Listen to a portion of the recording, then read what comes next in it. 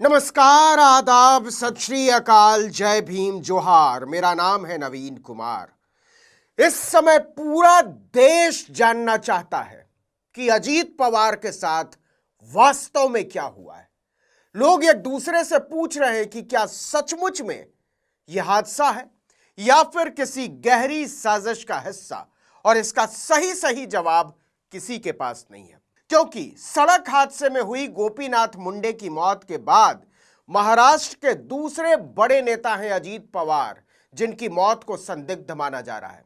आप सबको पता है कि 28 जनवरी की सुबह अजीत पवार मुंबई से एक निजी चार्टर्ड प्लेन से बारामती के लिए रवाना हुए थे। केवल 45 मिनट बाद 8:45 बारामती एयरपोर्ट पर लैंडिंग के दौरान उनका प्लेन क्रैश हो गया।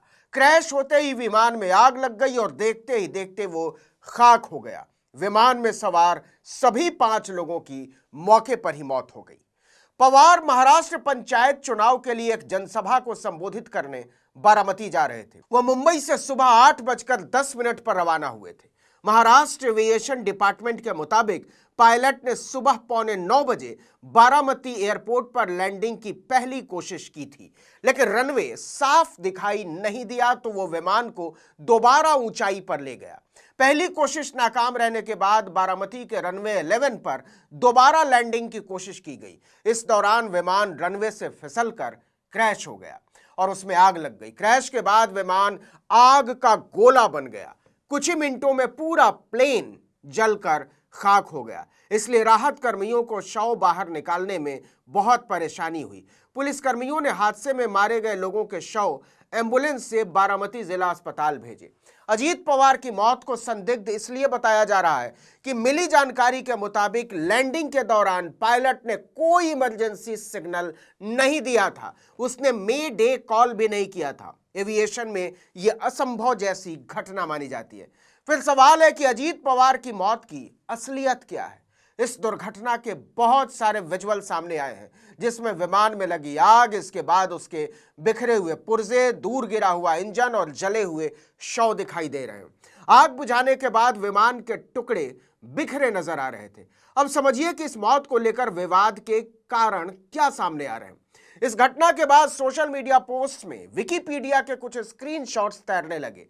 उनके जरिए दावा किया गया कि अजीत पवार की मौत को पहले ही अपडेट कर दिया गया था, जैसे कि मौत की पहले से जानकारी हो अपडेट करने वाले को। जैसे इस स्क्रीनशॉट में दिखाया गया है कि इसे 28 जनवरी 2026 को सुबह के 4:21 पर ही अपडेट कर दिया गया था। लाइन 11 में नाम लिखा है अजीत अनंतराव पवार, जन्मस्थान देवलाली, प्रावरा, बॉम्बे, और डैड यानी मौत के आगे एक गाली का इस्तेमाल करते हुए लिखा गया है 27 जनवरी 2026 को मौत। इसके साथ ही एक और स्क्रीनशॉट वायरल होने लगा, जिसे 27 जनवरी 2026 को सुबह 8:15 पर अपडेट किया गया दिखाया गया है। इसमें अजीत पवार का नाम अजीत देवेंद्र पवार लिखा गया है।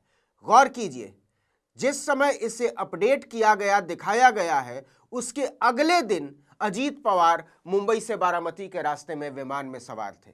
इस स्क्रीनशॉट के आधार पर दावा किया जाने लगा कि विकिपीडिया में मौत की जानकारी पहले से डाल दी गई थी। इसे लेकर अज्ञात विवाद और साजिश की चर्चा होने लगी। आर्टिकल 19 इंडिया इनमें से किसी भी स्क्रीनशॉट या दावे की पुष्टि नहीं करता। हो सकता है कि सोशल मीडिया पर जो बातें चल रही हैं वो भ्रम, अफवाहें या अटकलें हों, लेकिन इसके साथ ये भी सच है कि इस बारे में कोर्ट, विधानसभा या पुलिस थाने के स्तर पर कोई मामला दर्ज नहीं हुआ है, ना ही इसका कोई खंडन किया गया है।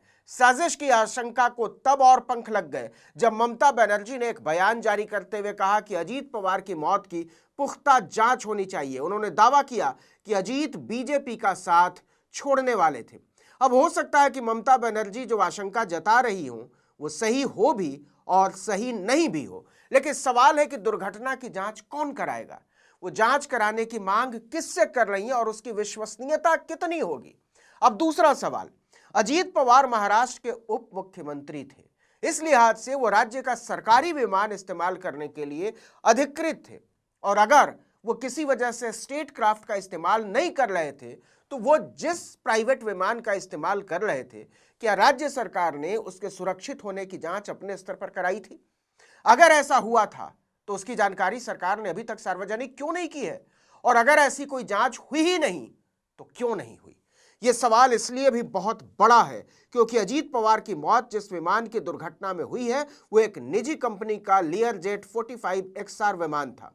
एक रिपोर्ट पर जरा गौर कीजिए। यह भारत सरकार के एयरक्राफ्ट एक्सीडेंट इन्वेस्टिगेशन ब्यूरो की रिपोर्ट है, बिल्कुल उसी विमान की जिसमें अजीत पवार सवार थे। सबसे ऊपर ही लिखा है रिपोर्ट में लियरजेट 45XR, मालिक का नाम लिखा है messrs VSR ventures private limited. छठे नंबर पर देखिए लिखा है कि यह विमान मुंबई एयरपोर्ट पर महज 2 साल पहले 14 सितंबर 2023 को बुरी तरह से दुर्घटनाग्रस्त हो गया था। तब वो विशाखापट्टनम एयरपोर्ट से मुंबई उतरते हुए फिसल गया था। बिल्कुल यही बारामती में हुआ है। अब सवाल है कि तमाम खामियों के शिकार उसी सीरीज के विमान को फिर से उड़ान भरने की अनुमति कैसे दी गई, किसने दी, वो भी इतने बड़े VVIP के लिए? आखिर भारत सरकार का DGCA कर क्या रहा था? विमानन इंडस्ट्री से जुड़े लोगों का कहना है कि VSR वेंचर्स का यह जहाज बहुत पुराना था और बार बार मरम्मत करके इस्तेमाल में लाया जा रहा था। जब हम इस कंपनी की वेबसाइट पर गए तो पता चला कि यह कंपनी दिल्ली के महिपालपुर गांव की एक गली से चलती है। पता लिखा है L1B, L ब्लॉक, महिपालपुर, नई दिल्ली। इसके साथ इस कंपनी का एक नंबर भी दिया हुआ है। इस फोन को कोई उठा नहीं रहा है। इसी के ठीक नीचे इसके managing director captain Rohit Singh का भी मोबाइल नंबर है। पहले तो रिंग जा भी रही थी लेकिन अब उसे स्विच ऑफ कर दिया गया है। कुल मिलाकर यह कंपनी ही संदिग्ध तरीके से ऑपरेट करती है। इसीलिए एक सही जांच की बहुत ज्यादा जरूरत है, लेकिन इसकी उम्मीद बहुत कम नजर आती है। इस घटना के बाद यात्रा से ठीक पहले अजीत पवार के साथ ली गई 3 तस्वीरें वायरल हो रही हैं। एक तस्वीर में फ्लाइट अटेंडेंट पिंकी माली अजीत पवार के साथ है। यह तस्वीर मुंबई से बारामती के लिए रवाना होने से ठीक पहले रनवे पर ही ली गई मालूम पड़ती है। हादसे में पिंकी का भी निधन हो गया है। एक और तस्वीर विमान के सामने खड़ी कैप्टन शांभवी पाठक की है।